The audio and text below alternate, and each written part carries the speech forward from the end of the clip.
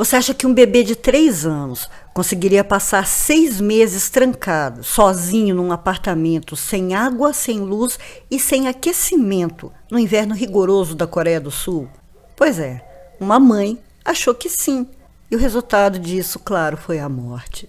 Mas durante as investigações foram aparecendo fatos inacreditáveis, situações difíceis de engolir e que nunca foram solucionadas. Então fica aí, essa noite tem mais um daqueles casos criminais horrendos e cercado de mistérios. Se você gosta de casos criminais, gosta de histórias de assombrações reais, se inscreva, se interne, aqui tem tudo isso.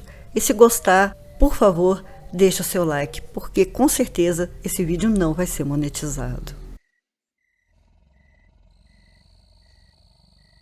Ring around the rosy.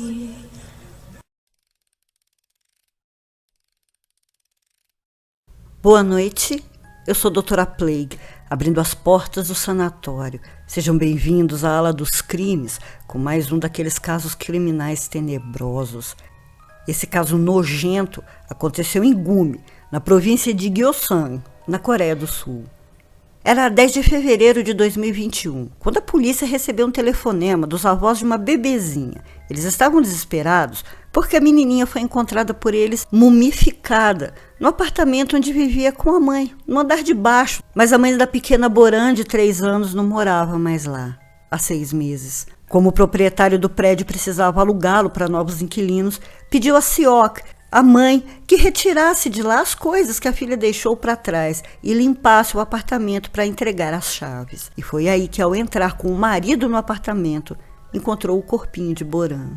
A mãe dessa menininha, a senhora Kim, tinha na época 22 anos e estava em processo de divórcio. E como já estava se envolvendo com outro homem, inclusive já estava grávida de novo, Kim decidiu que simplesmente não queria mais a bebezinha, não queria mais a filha.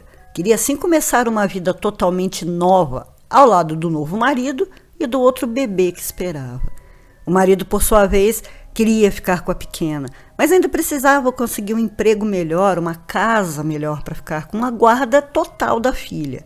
E os dois então combinaram que por um tempo Kim cuidaria da menininha, até que as coisas se arrumassem e ele pudesse buscá-la. Mas o que os policiais viram ao entrar no apartamento gelado era de cortar o coração.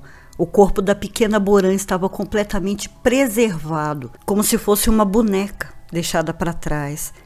Ela morreu de fome, morreu de frio. Aqueles eram os meses mais rigorosos do inverno coreano. E como tinha abandonado o apartamento, é claro que não pagava mais as contas. E então a água, a luz e o aquecimento foram cortados. E foi o frio que preservou o corpinho de Boran. A senhora Kim tinha ido embora em agosto. Depois dessa cena terrível, o corpo de Boran foi recolhido e levado ao laboratório para que testes fossem feitos para ter certeza da causa da morte e de quanto tempo o corpo estaria ali. Só que o resultado foi uma bomba. Foi tão inesperado e tão chocante que foram feitos mais 3 exames só para ter certeza. Mas o resultado era claro e incontestável. A senhora Kim não era a mãe biológica de Boran. Na verdade, era sua irmã. A mãe da menininha congelada era a mãe de Kim, Seok, na época com 49 anos.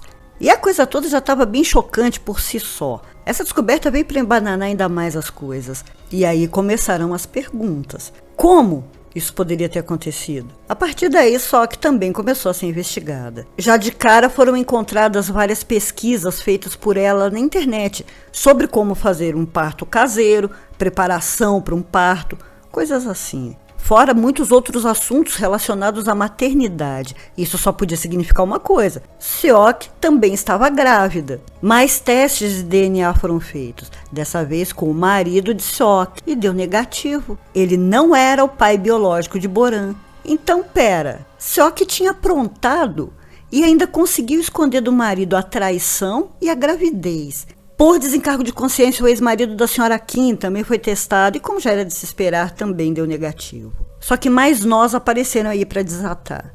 A pergunta era, por que Kim estava criando a irmã como filha? Mas ela disse que não sabia, que Boran não era sua filha biológica. E Seok diz que não esteve grávida, que não teve nenhum filho. Ou seja, nenhuma informação era passada pelas duas. Os investigadores passaram então a trabalhar com a possibilidade de que Seok teria engravidado na mesma época que a filha. As pesquisas na internet indicaram isso. E que, como tinha traído o marido, escondeu a gravidez e os partos aconteceram também na mesma época. Seok, então, teria trocado os bebês. Mas o mistério só aumentava. Por que ela trocou os bebês? E se de fato foram 2 partos, cadê a outra criança? A essa altura, a senhora Kim já estava presa, desde o dia seguinte que o corpo foi encontrado. E depois de tanta confusão, de tanta informação que não dava em nada, prenderam também a Seok, porque muitas perguntas ainda precisavam ser respondidas. E até então nenhum dos maridos, nem o ex e nem o atual da Kim, e nem o marido da Seok, tinham nada a ver com a história. Bom, enquanto Seok negava ter dado à luz, a polícia conseguiu encontrar 2 dos seus amantes, que também foram testados. E como o resultado foi negativo, era certo que no mínimo tinha mais um.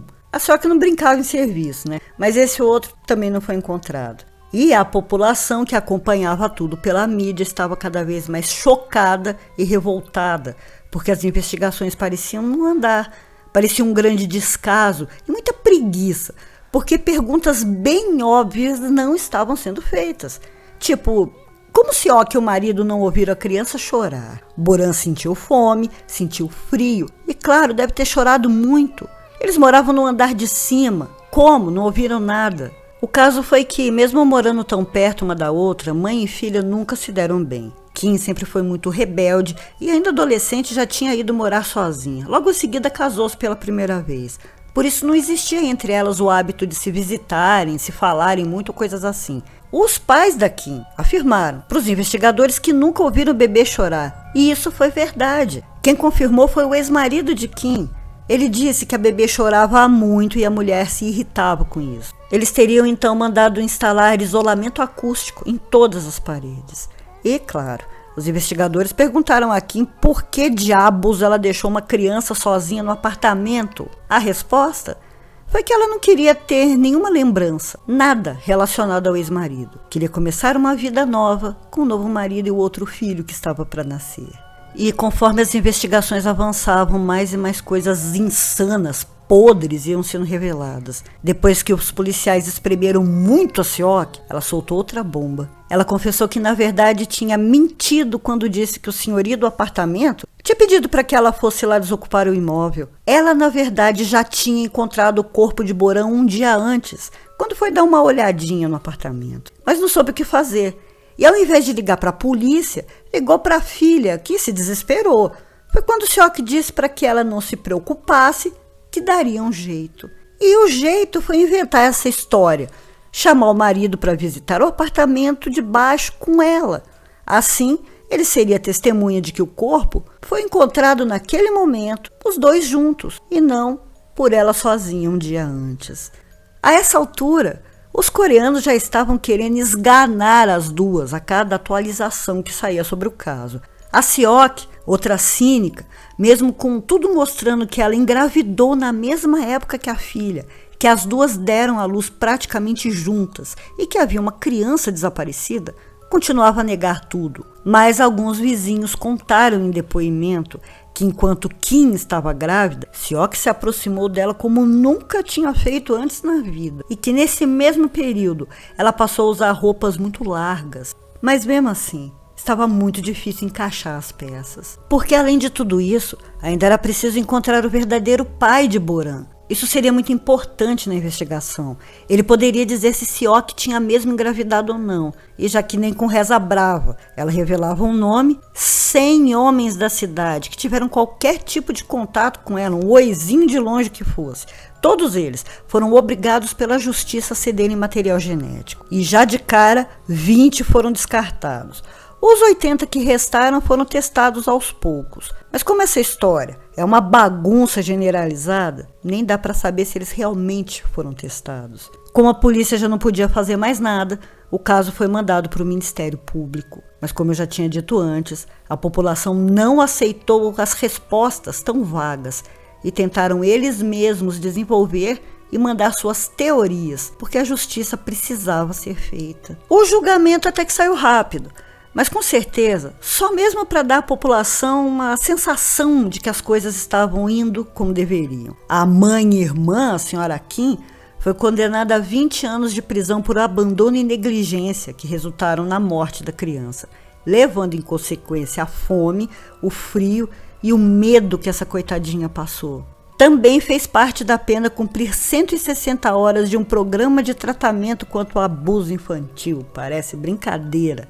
Bom, já a Seok foi indiciada por tentar se livrar do corpo de Boran e pelo sequestro e desaparecimento da filha verdadeira da Kim. Os coreanos não sentiram que houve justiça, apesar das prisões. E sentem também que a polícia falhou nas investigações. Até hoje, não se sabe que fim levou a filha verdadeira da Kim. O suposto pai também nunca foi encontrado. Só que eu também tenho uma dúvida. Será que as autoridades vão ficar na cola da senhora Kim para que ela não faça o mesmo com seu outro bebê? Porque me pareceu que para ela é muito fácil deixar tudo para trás, ela se desapega rápido, né? E se ela se apaixonar de novo, quiser outra vida, também vai abandonar esse outro filho? No fim das contas, a única que teve uma prisão terrível, com direito a tortura e medo, e morreu por isso, foi a pequena Boran. Mas e vocês? O que vocês acham disso tudo? Vocês acham que a Seok ficou mesmo grávida e trocou as crianças? E quanta pena que as duas receberam? Vocês acharam justa? Conta aí nos comentários, conta também as suas teorias. Muito obrigada por ter assistido até o final. Isso me ajuda demais. Se você ainda não é um paciente desse sanatório, se inscreva e se interne para ouvir mais casos criminais terríveis como esse, também casos de assombrações reais, ufologia e muito mistério. E também, se gostaram, deixe o seu like. Semana que vem eu volto com mais um caso criminal tenebroso. Doutora Plague, fechando as portas do sanatório. Boa noite.